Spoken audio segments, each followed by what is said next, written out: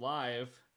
Welcome, everybody who's watching, to the first ever episode of Corona with Lime.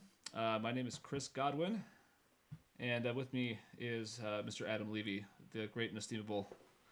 And The reason why we're broadcasting today is pretty simple. I mean, I think we're all living through kind of a strange and confusing and bizarre moment in human history. And it's not just here in the US, it is all around the world. And everybody's kind of going through this very strange and scary thing together. And Adam and I thought that it would be a good thing to start a conversation. Everybody's, kind of locked in their homes and wondering what's going to happen next. So I thought maybe we could all kind of come together and explore that a little bit together. What do you think, Adam? For sure. I think that it's one of those things. A lot of people have a lot of questions on their mind. A lot of people are scared. A lot of people are indifferent. There's a lot of emotion. There's a lot of confusion. A lot of things going on. There's just a lot. And I thought that this, when we were discussing doing this, would be a great forum for people to share their opinions, give us some feedback. Honestly, it's for me, I feel like this is just going to be very anecdotal. This isn't going to be like a constant news update. It's going to be a lot of people sharing the experiences that they're going through, because maybe other people don't know that other people are going through the same experiences. That's right. I mean, personally, I work in the service industry, so I'm going to be sharing some of my stories. And then I know we have a lineup of some people who want to get on the call tonight, and they can talk about things that they're going through. We have an email so people can post some stories, and we can, take some time and share stories that other people are posting. All in all, it's just supposed to be a great place for people to just kind of get things off their chest and let it all kind of hang out. So. Yeah, that's exactly right. Well said. So this is what we're doing here is we're just kind of creating a space for people to kind of talk about what they're seeing, the weirdness that they're experiencing, so we can kind of document it and share it, and kind of get on the record, so this isn't just happening in the dark. We're going to shed some light on what it's really like to live through coronavirus 2020. We don't want to make this a news show, but I do want to start real quick with a little update on our news situation. Here it is. This is the CDC website, and we're going to keep the information that we show on this channel as neutral as possible. So primary sources like the CDC. So where we're starting out today is March 16th. It's 9:30 p.m. on the East Coast. And so far, 3,487 total cases with a total of 68 deaths. And this is found now in all 50 states, plus D.C., Puerto Rico, Guam, and the Virgin Islands. Not to mention the impact that it's having all over the rest of the world, which is pretty intense. So with that context kind of framed, let's meet our first guest. Today we have Teresa Viberts, all the way from New York City, who is now unmuted. And Teresa, you can turn on your camera whenever you want. Okay. Video. Hey guys. Hi, Teresa. Hello from Brooklyn. Welcome to Corona with Lime. Thank you for being our first guest today. It is a pleasure to have you. Teresa is awesome, and she is living through this craziness right in the middle of Park Slope, Brooklyn. Teresa, tell us what you're seeing over there. It's eerie. I live in Brooklyn and I work in Times Square, and we shut down our offices on Thursday, not because anyone had gotten sick, but we were just trying to be proactive. And I actually went into the office on Friday, 19th floor of 1500 Street, 1500 Broadway. So like the center of Times Square. And, we have this awesome view of Broadway, and looking down, it was like pretty dead. I've never seen it that dead other than like a snowstorm, really. And it was cool. I was the only one in the office. I was getting work done, kind of like treating it like cool, like bonus time to catch up on work. And then I went to the gym. I work out at the Equinox at Bryant Park. that was also completely dead, and there was just like a weird like eeriness in the air. And then I came home over the weekend and got a note that there have been 2 reported cases of corona in my office building. So that was not exactly pleasant to receive. And then I've been here ever since. My husband and I went on a walk today just to get out of the apartment, get a little exercise, and the sidewalks were pretty empty. Anytime we crossed someone, which was rare, we'd kind of like make eye contact with them, and then we'd like go to the other sides of the sidewalk, right, to have that like distance. And there was just a weird, like, paranoid, scared, um, but like functioning kind of vibe out there, you know? Yeah. Yeah. Oh, have you? And that's what about the places like the subway and restaurants? Have you gotten to? I'm sure they've got to So be yeah, ghost it's town by weird. So now. yeah, I mean, the subways haven't shut down. They're such a vital part of like the healthcare system, right? Yeah. I took the subway rush hour on Friday night because I went into the city, and I was actually texting like your wife, Chris, Adrian, photos of the subway because it was empty. Wow. Rush hour on a Friday, and it's just, Wow. yeah, I had to document it, right? Like, it was eerie again. And then like one person on the train coughed like that, and I Oh. mean, everyone looked. I thought that person was like going to get beat up. Oh. It was haunting. Wow. Which train? I think it was the D train from Oh Times God. Square to Atlantic Avenue Barclays. Wow. So it was like 4 of us on the train. One person just cleared their throat or whatever. And like, yeah, I was part of it. I kind of looked at them, and you like, you're just going to survival mode, right? Like, and it's interesting. I have a couple coworkers who are from China, and they're Chinese. And when they were all leaving on Thursday, she was wearing a mask and gloves, and we were kind of like, if you're not sick, you don't need a mask. And she was like, I'm Chinese, and if I'm not wearing a mask, I'm afraid someone will attack me, because apparently that's been happening. I don't know about your neck of the woods, but here in New York, a couple Chinese people have gotten like beaten up for coughing or not wearing masks. And Oh my she God. was actually afraid. She was like, if I'm not wearing a mask, I'd rather just wear it and not get attacked. That's Pretty crazy. scary. That's Yeah. crazy. What? I can't. I mean, that's beyond reason. But I mean, that's the nature of what we're living through, right? It's like the the media impact that drives behavior and drives like so both macro social behavior and micro behavior, and the way that it kind of manifests itself as this fear and like how like civilization can just suddenly just cease to exist the way that we know it overnight. And I think that's kind of that the trauma of that and like living through this whole lockdown situation is really profound. And it's like, and if you live in a place like New York or LA or Boston, which we're going to talk about soon, you have no choice. Everyone's on top of each other, and it's like if somebody Oh, coughs on I a know. subway, and then it's the end of the world, right? Yeah, I Just mean, because. I've seen that movie a ton of times, right? So like, you know, only time will tell, I guess. Yeah. Yeah, my sister she lives in Brooklyn as well with her husband and her 2 kids, and it got to a point because the schools were closing and there's so much going on. Her kids actually just got sick. I was hoping to maybe get her on here a little bit later if she's available, but basically, like my nephew had a really bad cough and a really bad sore throat, and this all happened yesterday or 2 days ago, and like she wanted to rush him to the hospital to make sure that everything's okay. And I guess him and my niece had strep throat, and then they both had fevers. It wasn't related to anything coronavirus or COVID-19 related, but it's just enough is going on. She's terrified. It makes living there so much more difficult because all the hospitals are packed. There's so many people congested in such a small area. So they actually took off. They're like, we're just going to go stay in the North Fork for a few days or for a week or something, just to like get fresh air, get away from Yeah. the tons and tons of people who are all like congregated in these small areas, and just kind of like just take a break from it all.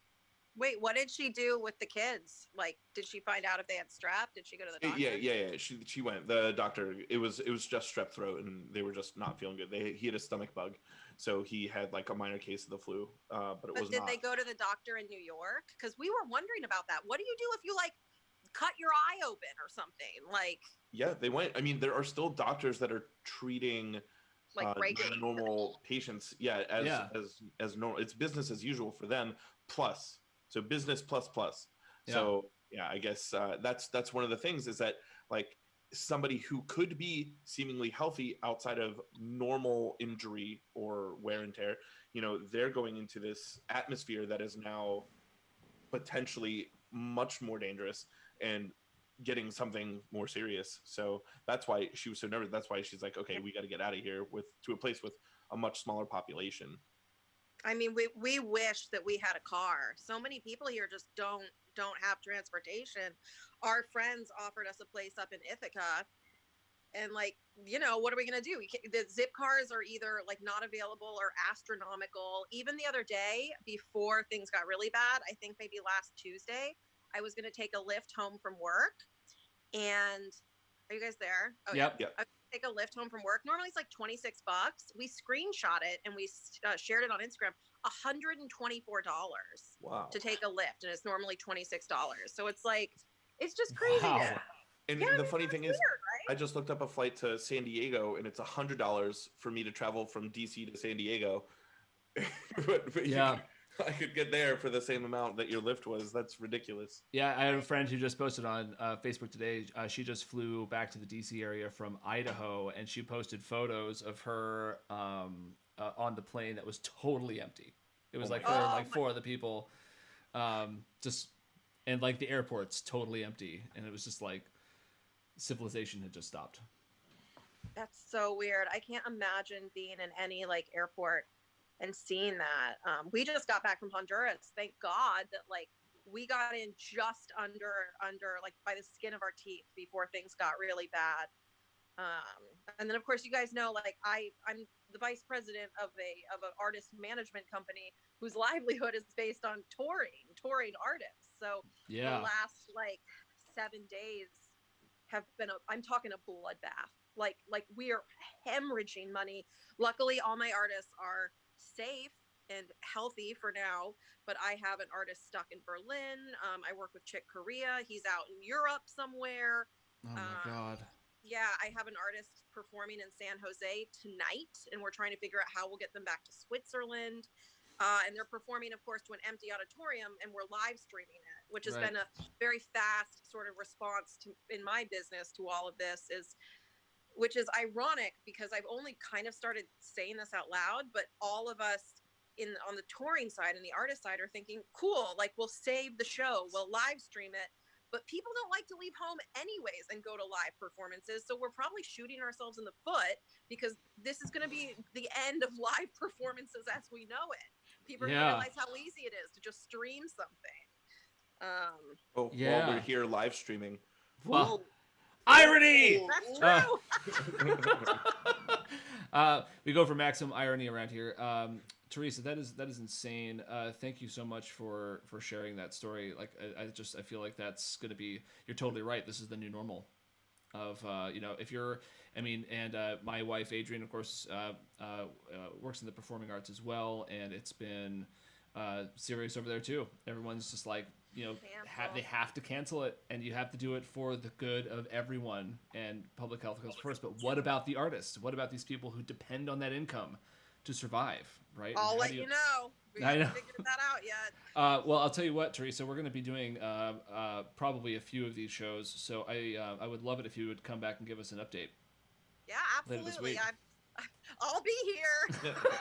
that's the whole thing. It's like we kind of started this because we're all kind of like stuck in our houses, and it's something to do. So, Teresa, you're the very best. Thank you so much for joining us. You're welcome to stick around, but I'm going to introduce our next guest. Thanks, Teresa. Yeah, thank you, Teresa. And I'm going to introduce you to my sister, Hillary.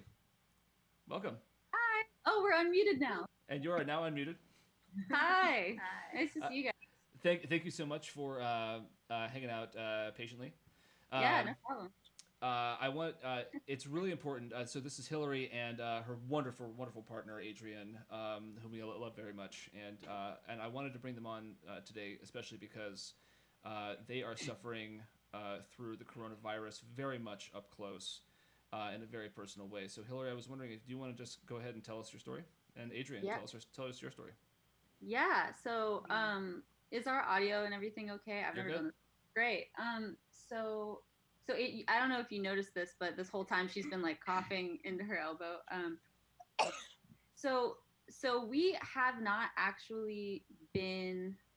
The thing moved, but that's okay. We haven't actually been confirmed yet. We can't get tested because there's nowhere in Boston you can get tested. We actually have phone recordings. We have phone recordings of I don't know why the screen is messing up, but anyway, We can have see you. phone. You're fine. Cool. We have phone recordings of us talking to people at the hospital staff, and doctors who are basically saying, if you're not coughing blood and you don't need a respirator urgently, like, don't bother coming in, don't bother getting a test, like, because basically all it means is that you because we don't have a car, as Teresa was saying, we don't have a car.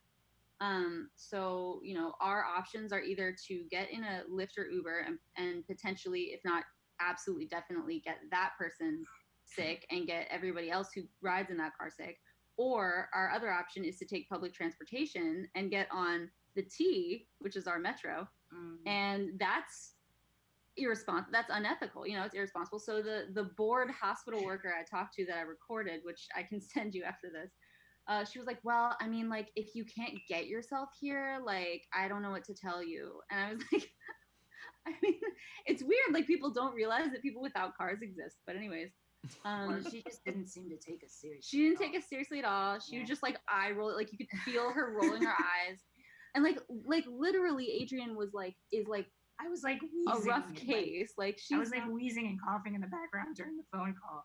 Like you can hear her voice is all messed up. Yeah, it comes. So Adrian, I you're think pretty you sure. sound lovely, Adrian.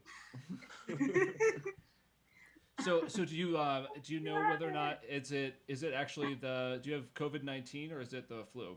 Do you know? We don't actually have a test.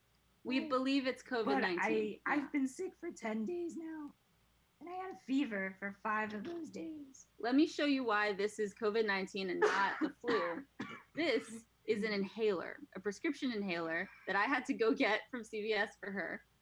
And these right here are cough suppressants, prescription cough suppressants, which is the most useful thing any medical professional has done for us. I mean, wow. I think they're the only reason I didn't develop pneumonia. Wow. Yeah, it's chest pain. It's sharp pains in her chest constantly. It's a constant dry cough that never develops into like phlegm or anything like that. And it's basically just sometimes she gets in these like hacking coughing fits where she like literally, I've seen her collapse to the floor. Literally collapsing to the floor, like grabbing her chest, like gasping, trying to breathe. I have never seen a cold or a flu do that. It looks like, I mean, I talked to our mother, Chris, had pneumonia before I was born, and she was kind of telling me what that experience was like, and it's, almost identical, except for the fact that Adrian seems to be in recovery mode as opposed to getting worse mode. Good. Yeah, things are looking up finally after 10 days. 10 days. So you got sick on March 6th, and now it's showing symptoms on the Thursday. I think it was March. Yeah, it was a few days after we got back from the hospital with our cat who was vomiting blood. So it's been a time for us. It was March 5th. Oh my gosh. Yeah, it's been a hellish couple of months, and obviously Chris and I also went through a death in the family recently. So it's been a shitty semester for me. Yeah. But anyway. 2020 has so far not been very kind. No, it's been a terrible year. But yeah, I think a lot of people are sick here. Everybody in our building is coughing, by the way. Everyone on the side of us, above us, everybody, we're hearing them. There's a lot of people in Boston sick, and no one's getting tests. No one's getting tests, and you don't qualify for testing unless you've been in contact with a confirmed case and can prove it. If you've traveled recently and can prove it. Right. Yeah. Or if But you're what's if the you need reason for that? oxygen. Why Because wouldn't they want to have testing readily available? Is it lack of there's no resources? tests. Lack of They say resources. they say it's because they don't have tests. They say that they have so few that they have to ration them for what I can only assume is important people like politicians or whatever, Yeah. So there's just and not like enough. people There dying. just simply aren't any. There So aren't any. Yeah. the next question would be, and I know that none of us here are medical professionals, but like, does anyone know or have any idea what does the test include? Like, what is part of the test? Is it just a blood test? Is it a urine test? Like, what is it that they are lacking? Is it specific to? I don't know anything about it, so. I don't either. I read actually. somewhere I've been reading this a lot because it's you're kind of sitting there and you're confronting your own mortality and such. So I've been reading that a lot about the whole thing, and I think I read somewhere that they like swab in your nose, or one of the tests is that they like swab like really far back in your nose or something. Yeah, that sounds I don't Cool. know if that's true, but I read it somewhere and I was like, oh, so that's what it means. I just assumed it was a blood test.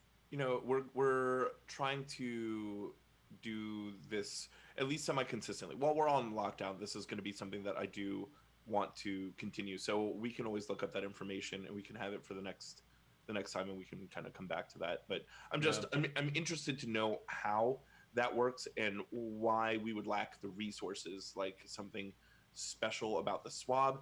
I can understand maybe the testing facilities might be overwhelmed and they don't know exactly what they're testing for to isolate, whatever it is they need to isolate to say, hey, this is exactly what you have, as opposed to the flu, as opposed to a very aggressive cold, anything like that. But I do want to do the research and see if I can find out that information.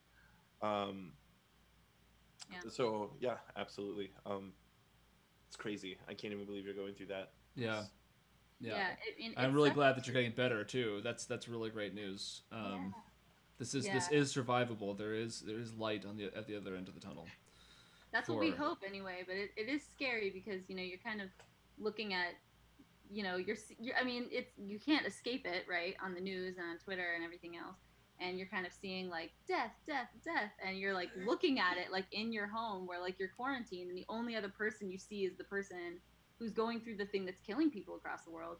It's like really scary, and there's no treatment, so we could go get a test, and even if we got a test, which would be good for numbers and data and science, but even if we got the test and whoop-de-doo, it's confirmed we have it, like they're like, okay, I don't know, like go home and like survive, hopefully, like Well, I mean, this is the thing, and when you get into the details of just like the exponential growth pattern of this. So we're just in the very early stages. I showed earlier. I think we can just take this opportunity to cut right back to the CDC website, where you can see 3,487 confirmed cases so far, 68 deaths in the United States, and that is just in the United States. It is, and I'm just going to scroll down a little bit so you can see the heat map of where it's really the most intense.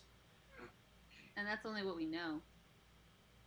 And that's also only what we know. And you see, like, these numbers. So it's saying things like, so in California, total cases reported 369, but each of these numbers are going to double every 3 days. So, we're seeing the early onset of this now. But if we follow the patterns that we saw in China and Italy, then this actually has quite a long way to go. And chances are that most people that are going to contract this disease sooner rather than later. So, I mean, if you're probably in the long run of this, you may decide that you're better off getting it early than when the system is really overwhelmed, and then we really start to see the most severe impact of this. So, and just so everybody knows, actually, my cousin decided to stop in, and he's kind of watching this stream as we go through this. He is a paramedic out of Johns Hopkins, so he's actually probably been seeing a lot and dealing with a lot of stuff. He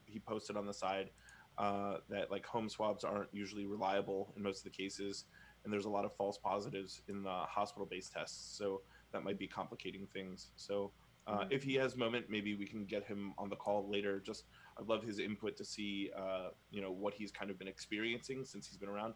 I know Absolutely. Hopkins is actually like a major center for treating that. So I feel like he might have some good information for us as Yeah, we're talking about it. yeah, absolutely, and yeah, in the days, yeah, that for sure, and I know a couple of doctors who may want to talk to us as well. So and it's important also, like if you're watching this, it's important to check your primary sources for data. Don't believe everything you read. Only go to major news outlets and the CDC website for all updated information.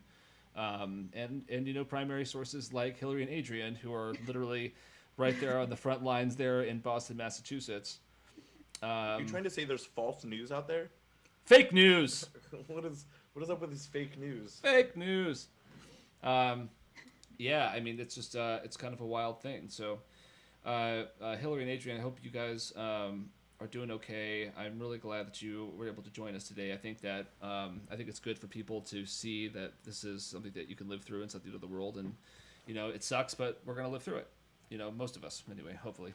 So Yeah. Yeah. let's just we can all hope for the best, and we're pulling for you. Thanks, Chris. Yeah, This was awesome. Yeah. So Thanks for having us. of course, I hope you come back. We're gonna do this again, and we'll see you guys again soon. Cool. Yeah, sure. Sounds good. Thanks, Bye. guys. Bye. Thank you. Bye. Bye. Yeah, that's amazing. I mean, just like not amazing, but just like mind bending how this can be.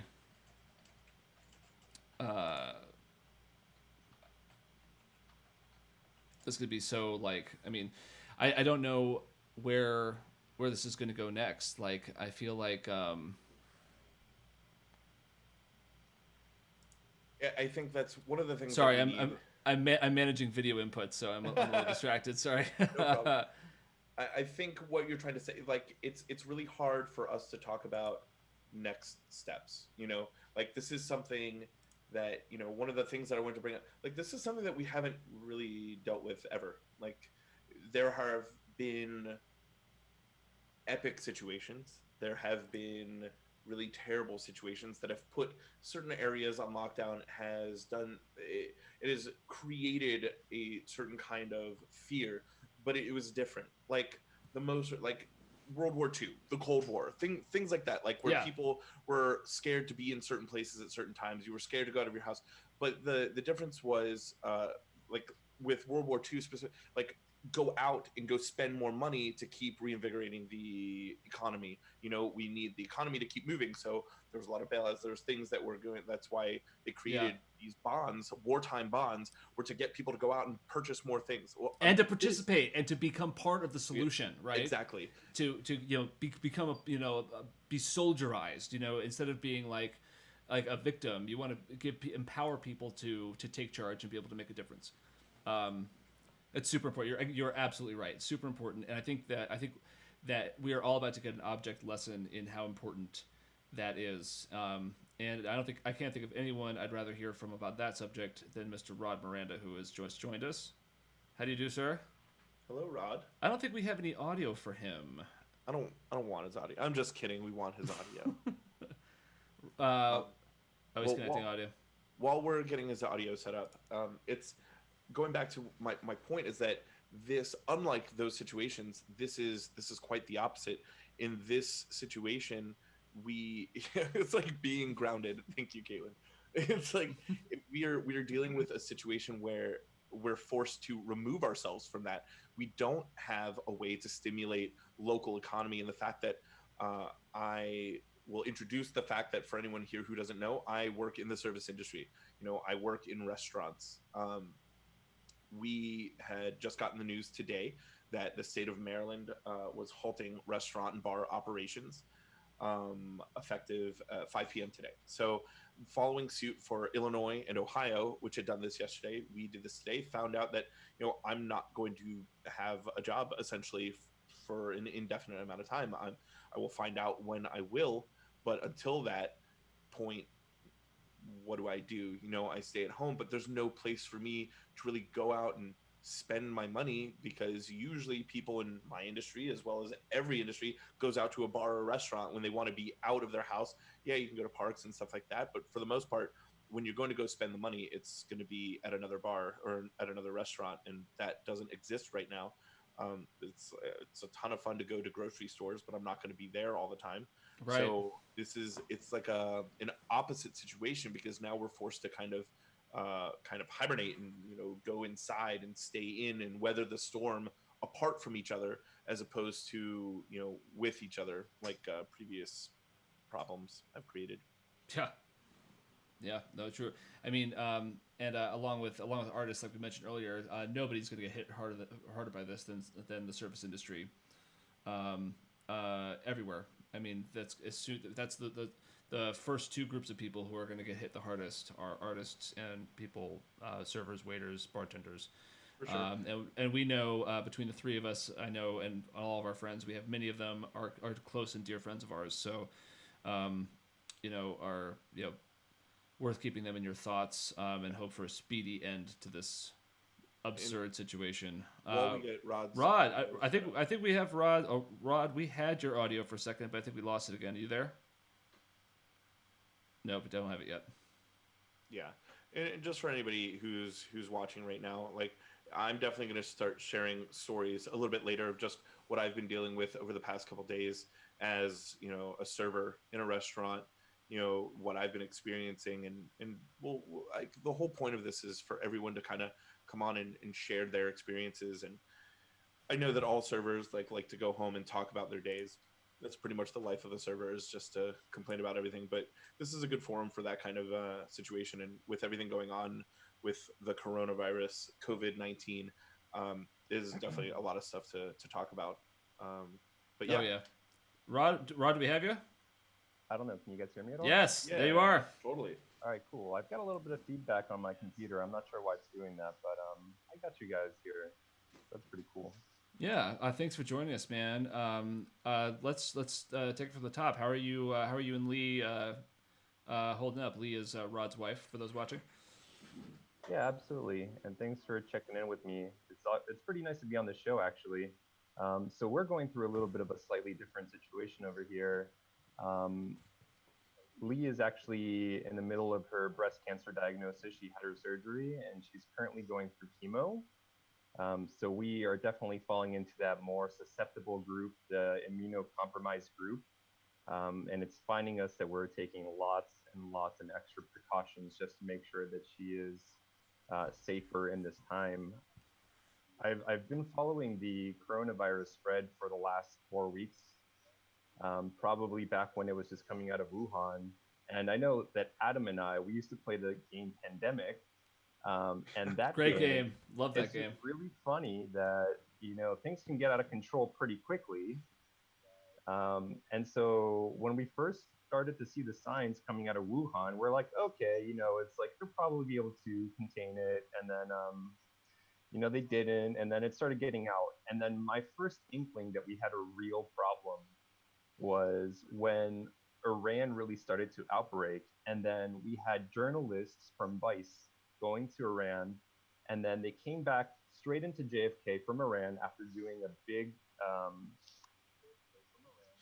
they did a big expose over there, and then there was no screening, there was no testing, there was no questions whether you came in contact with anybody that had COVID. And I was like, oh my God, this is it. Why aren't they screening? This is like the first place that you stop coronavirus to come into your country, and it's just being able to track people.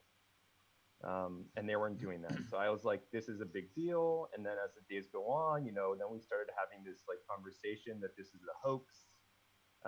And then here kind of we are today, and it's been several weeks right now. I've been following it seriously because the one piece of information I can't find is how immunocompromised people deal with the virus. So we've seen, obviously with your sister, that like a relatively pretty healthy young person is going through this and having some pretty serious effects to their health. But what about somebody who's going through the virus? I mean, going through chemotherapy or something like that. And it's just a huge concern. So we've taken so many precautions right now. I feel like I'm probably 10 days ahead of most people in the amount of literature I've taken in from this whole pandemic. And I feel like I'm seeing and being able to predict some trends. So yeah, that's kind of my experience. We have the next chemo session tomorrow, actually, and we've learned from our doctors at Georgetown Medical that things are going pretty business as usual. People are going, they're doing chemotherapy, things aren't stopping. They say that this is our main concern at the moment. They're not overwhelmed, obviously, yet. And they did say, though, that they're screening people at the hospital that have fevers and coughs, and then they are actually able to test for COVID right now at Georgetown Medical. Wow. So they are so we are making some breakthroughs in terms of access to testing and testing both the testing kits and regional access in terms of facilities and available areas to do that.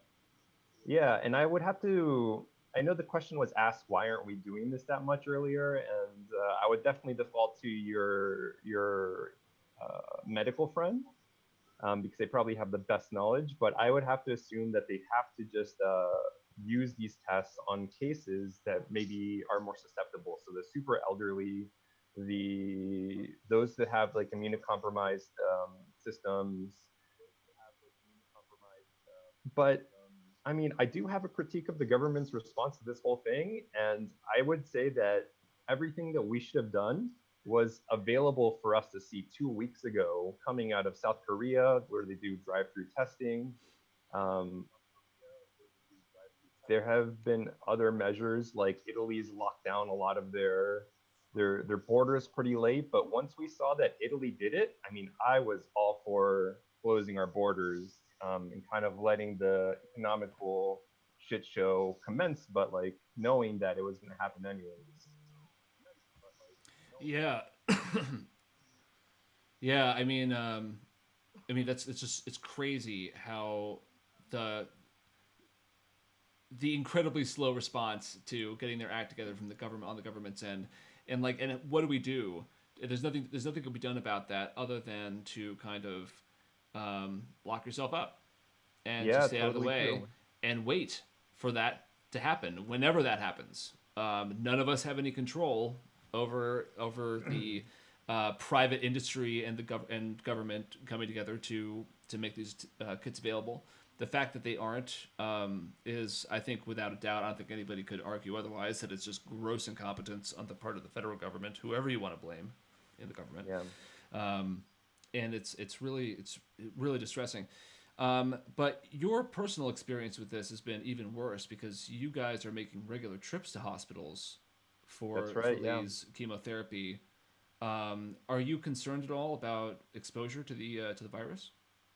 Absolutely. I would say that we're extremely concerned. We called our hospital just this morning to confirm that we should still be doing chemotherapy because, I mean, especially in Lee's case, she's borderline for chemotherapy actually helping her. Like in her case, like the cancer was super non-aggressive and chemotherapy targets aggressive cancers. So I almost thought that, the bigger threat could be COVID. But speaking to that, I mean, we're already taking a lot of precautions. So we're getting ready to take a lot of precautions here at home when we go to the hospital, and we're gonna try to just like take it and just it's going to be very worrying, especially because chemotherapy can have very harsh side effects for a week or two. Absolutely. So if anything does happen to Lee or I, like it's just going to be compounding a very existing problem. And so yeah, we are doing all we can. We realize that we keep our space from other people. We have masks, and we especially want to note to everybody here, if you have a mask and you're around people that have it, you don't want to fidget with your mask too much because you're almost at more risk to contaminate your own mask and then contaminate yourself. So if you do wear a mask, just make sure that it's just one-time use because that's all they are. And yeah, so do that. I also have been very much advocating all my friends and family to stay very well hydrated. because having a very hydrated immune system apparently doesn't allow certain particles to kind of like take hold in your nasal canal or your mouth as easily. So if that's the case, they don't have as much possibility to kind of to spread as much or to take hold or to. So I think that was one of the best things that I've seen other people advocate for so far. And I think that's a good one. So I'm going to be doing that. We're going to be wearing masks. We're going to have, we have our Purell, but obviously everybody knows that, lathering your hands with regular soap is way more effective because the soap actually sticks to the infectious particles and actually is able to just take them off much easier than alcoholic or like hand sanitizers. Yeah, it's way better. Hand sanitizer is only a stopgap. Yeah, absolutely. Wash your hands. Purell is not going to do it. In fact, It's probably for the best that we're all out of hand sanitizer because it just doesn't do the job like it should. It just makes everyone have to go and wash their hands a little more often. So it's kind of like a false sense of security, and who knows if it helps some, but definitely try not to touch our face, obviously, when you're in public. And the other thing that I think is really important to understand about this is that it is respiratory as well, and that it can stay in the air for some period of time, although that's not really determined how long the length is. So one thing that I think I'm going to do is I'm going to find a way to wear like either sunglasses or something when I'm on there. So it just kind of minimizes the angles that anybody's respiration can kind of come at my eyes. That's another way that you can get the particles to come in. So those things combined, we'll be at the hospital. We're going to, they have at our cancer ward, they sit us down in a chair. We'll wipe it down, obviously. We'll settle in. We won't move. We'll stick around and stay there. I've seen every nurse for as long as I've known in the cancer wards to always sterilize their hands before they come in and like kind of like talk to us or do things, or we have a consultation. They're always very careful about that over at Georgetown Medical, so that's also a positive. So I know that they're taking this seriously. Yeah, that's great. Yeah. What's your prognosis in terms of access in the DC area? All three of us, if you're watching at home, all three of us live in the DC area. I'm in Reston, Virginia. Rod and Adam are in Montgomery County, Maryland. I think the DC area is kind of on the lagging end of the spectrum at the moment. I think we only have a handful of confirmed cases here, but it's accelerating, of course. But we're not quite at California, Washington State, or New York levels yet. But we're also not as densely packed. It sounds like if we're getting testing kits are more available and maybe the enforced social distancing of like closing the bars and the restaurants and putting people like Adam out of work for a while. I think at the cold comfort there is that at least maybe we can slow this down so we can flatten the curve. You've seen the graphs online, just like we social distance so we can everyone gets sick still, but we put less of a strain on the healthcare system, and that's super important because like we were talking, people like Lee who need to go to the hospital for regular stuff, normal day-to-day stuff. It's become a serious situation for them because they have no choice. They have to go and work with doctors for treatment. If you are, or people who have regular surgeries that are scheduled, or people who go in with a gunshot wound or whatever. Like now, every hospital's a petri dish. So yeah, absolutely. We have to get this under control soon, or it's just going to get worse, and access is going to become more and more of a problem. But it sounds like the prognosis is good. It sounds like we're going to get some testing kits, and we're going to get to the bottom of this and get some people healthy. I think so. Yeah, go ahead. I was going to say also, like amidst all this, while we're talking about it, I hope you don't mind if you would like to, or if not, I will share. Obviously, Lee is a close friend of mine.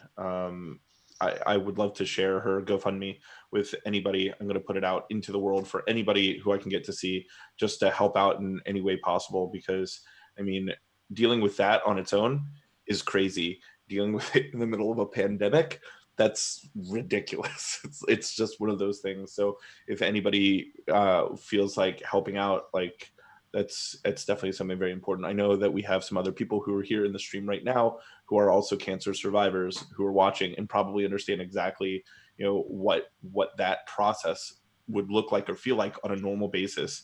And so I want to make sure that all your information gets out there, if you don't mind sharing, and you can post it in the chat at some point when we're off the call too. So all right, thanks, Adam. No I do appreciate that. Yeah, absolutely. That's awesome. Yeah, thanks, Rod. Thanks for sharing your story, man. I know it's a tough time, and that's kind of why we're here and we're doing this, because we want to get these stories out there. It's important that people hear them and know that they're not alone, and that we're all kind of in it together. I feel like everything else in the media is like, the 30,000-foot CNN angle on like what's going on in the world, and that's it's interesting, but it's also not like real, right? For people like us who like have to go to work or not, every day, and like how do you manage that? Yeah, and I just want to say, I think that this time has actually brought me and my family more closer together. So we're all doing Google Hangouts every night.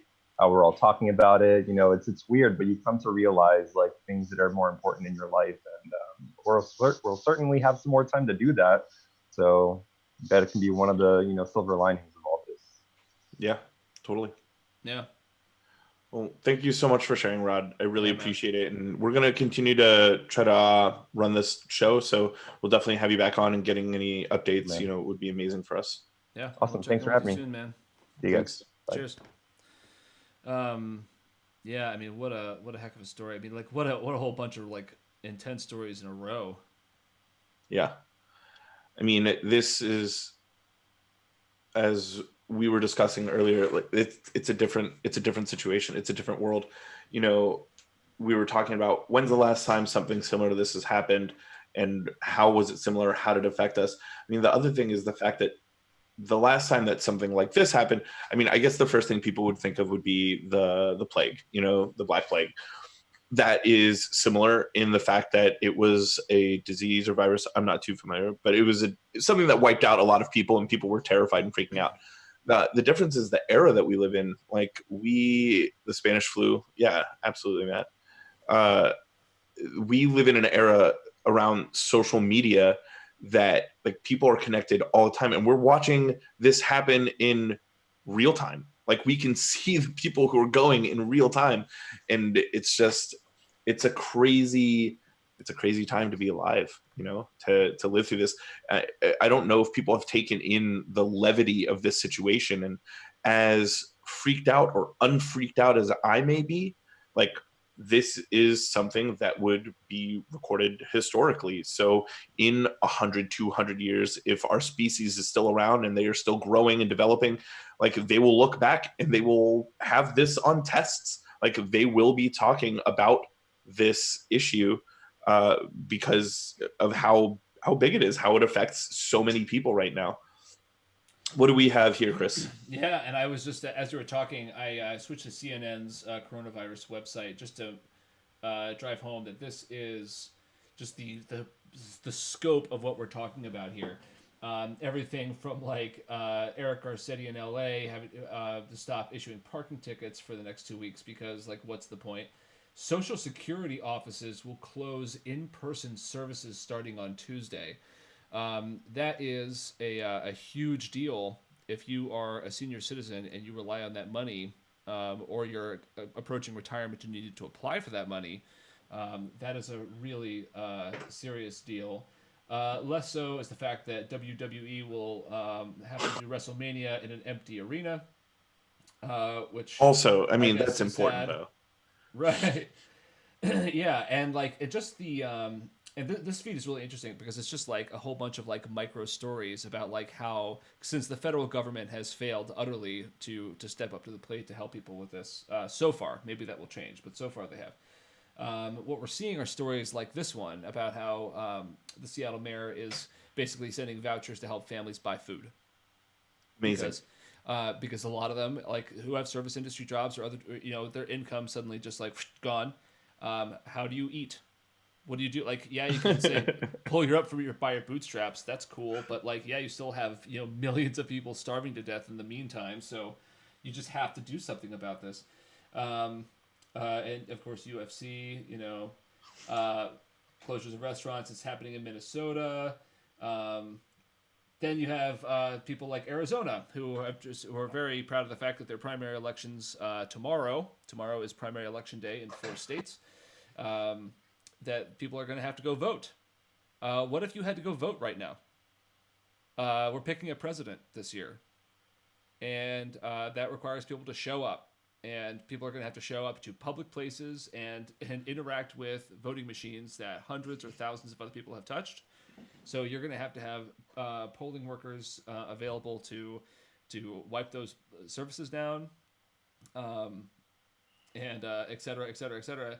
I mean, this is just like it's a lot. There's a lot going on here, and I have those sites pulled up because I think once in a while it's good to check in with the fact that like this is real. This is for this is not.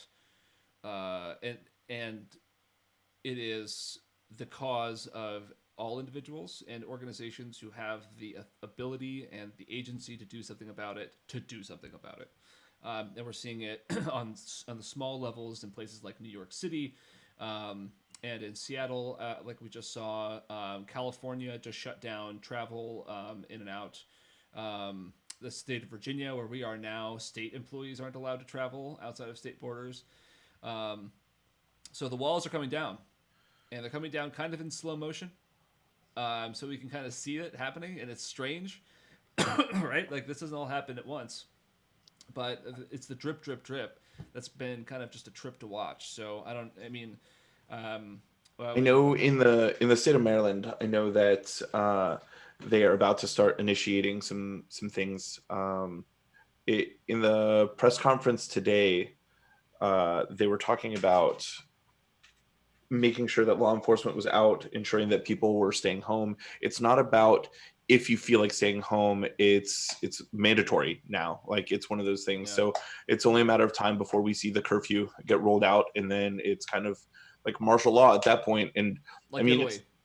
it's terrifying. I mean, it is a terrifying thing. They still have some functionality that's open in the form of like delivery services, but you know, I can imagine that those will be the next to be halted, because if sick people are making food and delivering it to non-sick houses, and then now those houses are sick because the delivery driver was sick, you know, it's you're not curing it by allowing those to stay open. And it's just one of those things. They're not trying to cut off everyone's normal way of life right away. I think they're trying to do it in pieces, as you were saying. Like they're slowly closing the doors, like they're slowly like lowering the gate, raising the gate, lowering the gate, doesn't matter. The point is lowering the gate. Lowering the gate. The point is, it's like, I mean, this is like things are going to be different for a little while, and it's going to be uncomfortable for people to experience it because we live in a country that's been isolated from problems like that. We haven't had to do like nationwide lockdowns where you can't travel to another state. Like it's just something that doesn't happen here. So I think it's going to take some time to get used to it. And I hope, and we can cover this in another episode, but I hope that it doesn't lead to the point where people decide to start rioting, because I think that would add a whole new element to this story, because it just wouldn't be good. We'll just leave it at that. Yeah. And I mean, yeah, it's going to be the slow moving craziness of this is going to be intense. I personally hope, and maybe this is a foolish hope, but I'm hoping that that if we go the Italian route and go like full blown martial law, that somehow we're going to be able to avoid any drama with cops stopping people on the way to the grocery store. But it's going to be like, I mean, I can't. It's hard to imagine an America with martial law. Well, Governor Hogan already said, Governor Hogan or Mayor Hogan already said to expect that. Like that is something that we're expecting. If you are out past a certain time, doing anything outside of the grocery store, they said there's 4 things: gas stations, grocery stores, banking. There was one other that was still open. I can go and try to find that article a little bit later, but anything outside of that. Do that list again. Groceries, gas stations, and banking.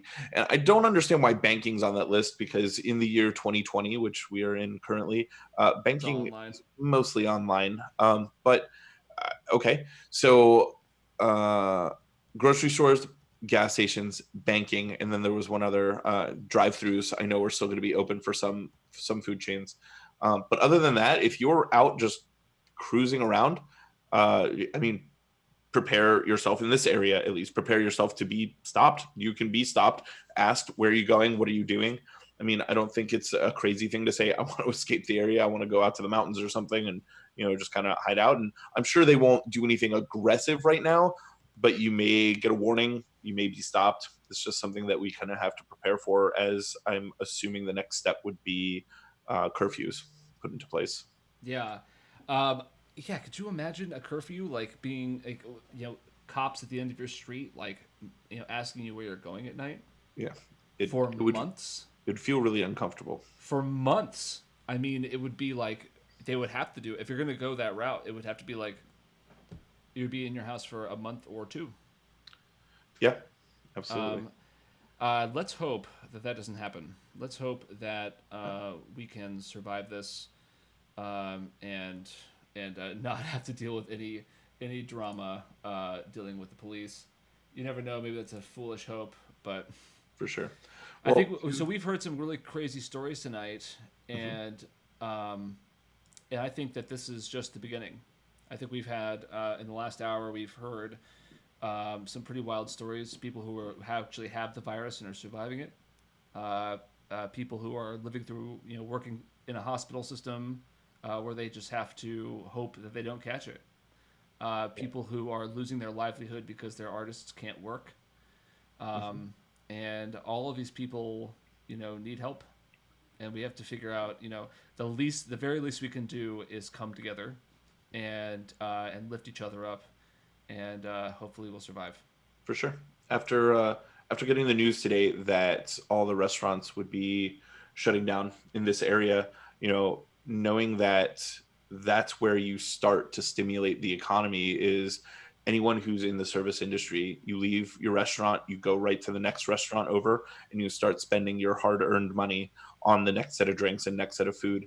Well, with all of the restaurants closed down, that's going to do a major number on this economy. And I know a lot of people are getting affected monetarily, economically, their jobs. For me, my livelihood is to go to work and to make that money. I don't get a salary. So without going to a restaurant, I don't have any sort of income. And it's terrifying in its own right. But it's nice to know that there are thousands of other people who are literally going to be going through this exact same thing that I will. So one of the things I want to do is, I'm not going to get in too much about my stories today about working in the restaurant industry and how it's felt over the past couple of days.